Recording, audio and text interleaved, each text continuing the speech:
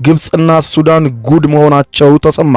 የአባይ ግድብ ከተጠናቀቀና ውሃው ከተሞላ ከፍተኛ የውሃ መቀነስ ያጋጥመናል በማለት ሲሰጉ የነበሩት ግብጽና ሱዳን ያልጠበቁት ነገር የተከሰተ ሲሆን ሱዳን በበርካታ ቦታዎቿ ላይ በአባይ ወንዝ ሙላት ምክንያት በከፍተኛ ሁኔታ በጎርፍ ስትጥለቀለቅ፣ እንዲሁም ግብጽ ደግሞ ከፍተኛ መጥለቅለቅ እየመጣ በመሆኑ ነዋሪዎችን ከአባይ ወንዝ ዳርቻ ማንሳቷን ቀጥላለች። አስቸኳይ ስብሰባ ተደርጓል። ውሃ ይቀንሳል ብለው ኢትዮጵያን ሲከሱ የነበሩት ግብጽና ሱዳን አሁን ደግሞ መልሰው ኢትዮጵያን በውሃ ብዛት ተጠያቂም አድርገዋል። ይህንን በተመለከተ አስገራሚውን ዜና በዝርዝር የማስደምጣችሁ ይሆናል። በሌላ በኩል የሩሲያው ፕሬዝዳንት ቭላዲሚር ቭላዲሚሮቪች ፑቲን አስገራሚ የተባለ መልእክት ለአውሮፓውያን ማስተላለፋቸው አነጋጋሪ ሆኗል።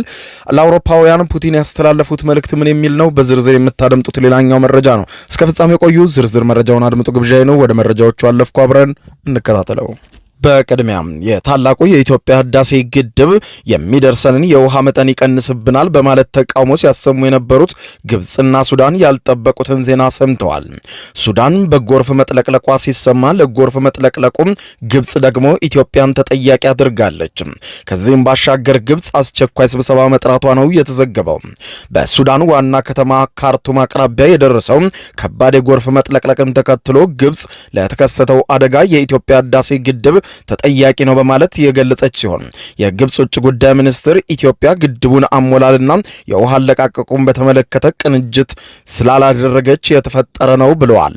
ይህ አዲሱ ዝግብ በህዳሴው ግድብ ዙሪያ ለዓመታት የዘለቀውን አለመግባባት እንደገና ያጦፈው ሲሆን የሱዳን ግድቦችም ለአደጋ ሊጋለጡ እንደሚችሉ ስጋቶች እየተገለጡ ይገኛሉ። የውሃ መጠን ይቀንስብኛል ያለችው ግብጽ በተለይም ከተለመደው በላይ ከፍተኛ የሆነ የውሃ ሙሌት እየተከሰተ መምጣቱ የአባይ ወንዝ ሙላቱን በከፍተኛ ሁኔታ እየጨመረ መሄዱ በከፍተኛ ሁኔታ ስጋት ውስጥ እንደጣላት ተመልክቷል። የግብጽ ውጭ ጉዳይ ሚኒስትር ባድር አብድላቲ ኢትዮጵያ አሉ ዓለም አቀፍ ሕግን በግልጽ እየጣሰችብን ነው ሲሉ የወነጀሉ ሲሆን ሚኒስትሩም ለአልአረቢያ አልሃዳት ለተሰኘው ጋዜጣ በሰጡት ቃልም አባይ በአንድ ሀገር ሉዓላዊነት ስር ያለ የአካባቢ ወንዝ ሳይሆን በዓለም አቀፍ ስምምነቶች የሚተዳደር ግዙፍ ዓለም አቀፍ ወንዝ ነው ብለዋል። ሚኒስትሩ አክለውም ለረጅም ጊዜ የሚቆይ ድርቅ ቢከሰትና እስከ 5 ዓመት ቢዘልቅም በግብጽና በሱዳን ላይ የሚያስከትለው ተጽዕኖ አሰቃቂ ነው በማለት ገልጸው በግድቡ ዙሪያ የሚደረጉ ንግግሮችም ሙሉ በሙሉ መቀዛቀዛቸው ያሳስበናል ሲሉ ተደምጠዋል። የግብጽ ክስ የመጣው የሱዳን የመስኖ ሚኒስትር በበኩላቸው በአባይ ወንዝ ላይ የታየው የውሃ መጠን መጨመር በኢትዮጵያ ከጣለው ከባድ ዝናብና ከህዳሴው ግድብ የተለቀቀው ውሃ ጋር የተያያዘ መሆኑን በመግለጽ ሲከሱ ተደምጠዋል። እንደ አልአረቢያ ዘገባ ከሆነ በነጭ አባይ ላይ የተከሰተው የውሃ መጠን መጨመር ከካርቱም በስተደቡብ በሚገኙ አካባቢዎችም ለ6 ተከታታይ ቀናት ከባድ የጎርፍ መጥለቅለቅ አስከትሏል። የጎርፍ ውሃውን በርካታ መንደሮችና ሰፈሮችን ያወደመ ሲሆን በተለይም ደግሞ ሻቄላብ የተሰኘው ሰፈር ሙሉ በሙሉ በውሃ ተከቦ ወደ ተንሳፋፊ ደሴትነት መቀየሩም ነው የተዘገበው። በአሁኑ ወቅትም የሰፈሩ መንገዶችና አደባባዮች በውሃ የተጥለቀለቁ ሲሆን ነዋሪዎችም ከቤት ወደ ቤት ለመንቀሳቀስ በትንንሽ ጀልባዎች እየተጠቀሙ እንደሆነም ተመልክቷል። በጉዳዩ ላይ ስጋታቸውን የገለጹት የካይሮ ዩኒቨርሲቲ የጂኦሎጂና የውሃ ሀብት ፕሮፌሰር አባስ ሻሪኪ ከህዳሴው ግድብ የሚለቀቀው ከፍተኛ መጠን ያለው ውሃ ከቀጣዩ 1 ሳምንት የሚለቀቅ መሆኑ ከቀጠለ የሱዳንን የሮሳይረስ ግድብ ለአደጋ ያጋልጠዋል ሲሉ ተመልክቷል።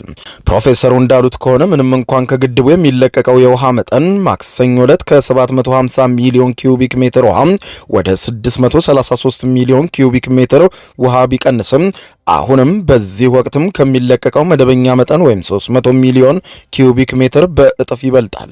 የሳተላይት ምስሎች የጎርፍ ውሃውን በሰማያዊ አባይ በካርቱምና ከዋና ከተማዋ በስተሰሜን በሚገኙ አካባቢዎች ሰፊ የእርሻ መሬቶችና መንደሮችን እንዳጥለቀለቀም አሳይተዋል። ውዝግቡን የበለጠ ያጦፈው የግብጽ የውሃ ሀብትና የመስኖ ሚኒስትር ሀዊ ሴዊላ በሰጡት ጠንካራ መግለጫ ሲሆን ሚኒስትሩ የኢትዮጵያ የግድቡ ምዕራፎችን የያዘችው ውሃ ከግብጽና ከሱዳን ህጋዊ የውሃ ድርሻ የተወሰደ ነው ሲሉ ገልጸዋል። በተለይም የታላቁ ህዳሴ ግድብ የውሃ መጠን ግድቡ ከተገነባና ግድቡ ካለቀ ይቀንስብናል ሲሉ የነበሩት ግብጽና ሱዳን ባልተለመዱና ባልተጠበቀ ሁኔታ የውሃው በዚህ መጠን መጨመር በእጅጉ ያስደነገጣቸው ሲሆን መጉደሉና ይጎልብናል የሚለውን አስቀድመው አስበው ሲቃወሙ የነበሩት ሁለቱ ሀገራት አሁን ደግሞ በዛብን ወደሚለው ተቃውሞ መዞራቸው በርካቶችን አስገርሟል። ይህ በዚህ እንዳለም ግብጽ አስቸኳይ ስብሰባ ጠርታለች። የግብጽ ሚኒስትሮች ምክር ቤት ሰሞኑን የአባይ ወንዝ ውሃ መጨመሩን አስመልክቶ አስቸኳይ ስብሰባ የተደረገ ሲሆን አህራም ኦንላይን የተሰኘው የግብጽ መንግስታዊ የዜና አውታር እንደዘገበው በተከናወነው በሳምንታዊው በዚህ አስቸኳይ ስብሰባ ላይ የአባይ ወንዝ ጉዳይ በአጀንዳነት ቀርቧል ተብሏል። የሀገሪቱ የውሃ ሀብትና መስኖ ሚኒስትር የሆኑት ሃኒ ስዋሊ ለምክር ቤቱ በሰጡት ማብራሪያ ሰሞኑን የአባይ ወንዝ ውሃ በከፍተኛ ሁኔታ መጨመሩን ገልጸው ይህም ደግሞ በግብጽ ውስጥ በአባይ ወንዝ ዳርቻ ለሚገኙ ነዋሪዎች ከፍተኛ ስጋት የሚሆን ነው ብለዋል። የወንዙ ውሃ ፍሰት መጨመሩ ያስከተለው ጎርፍ በሱዳን ውስጥ የሚገኙ ማህበረሰቦች ላይ ከባድ ተጽዕኖ መፍጠሩን አስታውቀው ይህ በግብጽ እንዳይደገም የጥንቃቄ እርምጃ በመውሰድ ላይ መሆናቸውን ገልጸዋል። ሚኒስትሩ እንዳሉት የአባይ ወንዝ ዳርቻ አካባቢ የሚገኙና ለጎርፍ ይጋለጣሉ ተብለው የሚገመቱ ግብጻውያን እንዲነሱ የማድረግ ዘመቻም ተጀምሯል ተብሏል። በሌላ ዜና የሩሲያው ፕሬዝዳንት ቭላዲሚሮቪች ፑቲን ለአውሮፓውያን ባስተላለፉት መልእክት ዘና ብላችሁ ተኙ፣ መሪዎቻችሁ እንደሚነግሯችሁ እኛ ተንኳሽና በአውሮፓ ላይ ጦር የምናውጅ አይደለንም፣ ካልነኩም የማንነካ ፍጥረቶች ነን፣ ስለዚህም አውሮፓውያን ዘና ብላችሁ ተኙ ሲሉ መልእክት አስተላልፈዋል። የሩሲያው ፕሬዝዳንት ቭላዲሚር ፑቲን ሩሲያ የኔቶ አባል ሀገራት ላይ ጥቃት ልትሰነዝር ትችላለች የሚለውን የአውሮፓ መሪዎች የሰሞኑን ጉምጉምታ የማይታሰብ ከንቱ ነገር ሲሉ አጣጥለውታል። ፕሬዝዳንቱ የምዕራባውያን መሪዎች ስለዚህ ጉዳይ ከመጨነቅ ይልቅ ህዝባቸውን እንዲያረጋጉ መክረው ዘና እንዲሉና ጥሩ እንቅልፍ እንዲተኙ ዜጎቻቸውን መክረዋል። ፕሬዝዳንት ፑቲን በሶቺ ከተማ በተካሄደው የሻልዳይ የዓለም አቀፍ ውይይት ክለብ ላይ ዓመታዊ ጉባኤ ላይ ባደረጉት ንግግር የአውሮፓ ህብረት መሪዎች ሩሲያ ኔቶን ልትወጋ ነው የሚለው ከንቱ መፈክርን ደጋግመው እያወሩ የአውሮፓ ዜጎችን እንቅልፍ እየነሱ ነው ብለዋል። አንድ ነገር የማረጋግጥላችሁ በእርግጥም እኛ ካልነኩን አንነካም ብለዋል። የአውሮፓ ህብረት መሪዎች ይህንን ሐሳብ በእርግጥ የሚያምኑ ከሆነ ብቃት የጎደላቸው ወይም ሁኔታውን መተንተን የማይችሉ ናቸው ወይም ስለ ሩሲያ በቂ እውቀት የላቸውም ያሉት ፑቲን የማያምኑበት ከሆነ ደግሞ ዜጎቻቸውን ለማሳመን መሞከራቸው ሐቀኝነት የጎደለውና እርባና ቢስ ድርጊት ነው ሲሉ ተችተዋል። በእውነትም ልነግራችሁ የምፈልገው ነገር ቢኖር ዘና በሉ፣ ጥሩ እንቅልፍ ተኙ ወይም የራሳችሁን ጉዳይ ስሩ ያሉት ፕሬዝዳንቱ የአውሮፓ ህብረት በማህበራዊ በኢኮኖሚና በፋይናንስ ችግሮቹ ላይ ብቻ እንዲያተኩርና ሩሲያን እንዲተዋት መክረዋል። እንደ ፖላንድና የባልቲክ ሀገራት ያሉ በርካታ የአውሮፓ ህብረት አባል ሀገራት ሩሲያ በዩክሬን ግጭት ካሸነፈች በቀጣይ ድንበር የሚዋሰኗቸውን የኔቶ አባል ሀገራትን ልትወጋ ትችላለች የሚለው ስጋት በተደጋጋሚ ሲገልጹ የቆዩ ሲሆን የሩሲያ ባለስልጣናት በበኩላቸው እነዚህን ሀገራት የሩሲያን ስጋት እንደ ምክንያትነት በመጠቀም የራሳቸውን ወታደራዊ ዝግጅት ለማድረግ እየሞከሩ ነው ሲሉ ከሰዋል።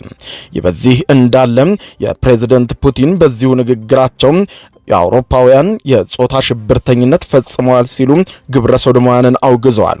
ፑቲን ዘለግ ባለው በዚህ ንግግራቸው በምዕራብ አውሮፓ ሀገራት በልጆች ላይ እየተፈጸሙ ያሉትን የጾታ ሽብርተኝነት በመቃወም በርካታ ሰዎች ወደ ሩሲያ ለመኖር እየመጡ ነው ሲሉ ተደምጠዋል። ፕሬዝዳንቱም በሶቺ ከተማ ላይ ባደረጉት በዚህ ንግግር በተለይም ከትልልቅ የአውሮፓ ሀገራት በርካታ ሰዎች ወደ ሩሲያ የሚመጡት ከፖለቲካዊ ምክንያቶች ይልቅ በዋነኝነት በእሴት ልዩነትና ልጆቻቸውን ከአደገኛ ሁኔታ ለመጠበቅ ነው በማለት ገልጸዋል።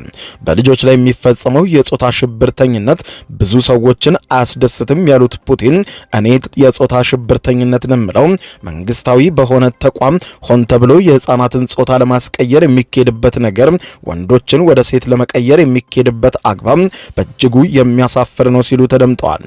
እግዚአብሔር ከፈቀደ እንደግፋቸዋለን፣ ወደኛኑ እኛ ጾታዊ ሽብርተኝነትን አናውጅም ሲሉ ፕሬዝዳንት ፑቲን በርካታ ሰዎች ከአውሮፓ ወደ ሩሲያ እየፈለሱ መሆኑን ተናግረዋል።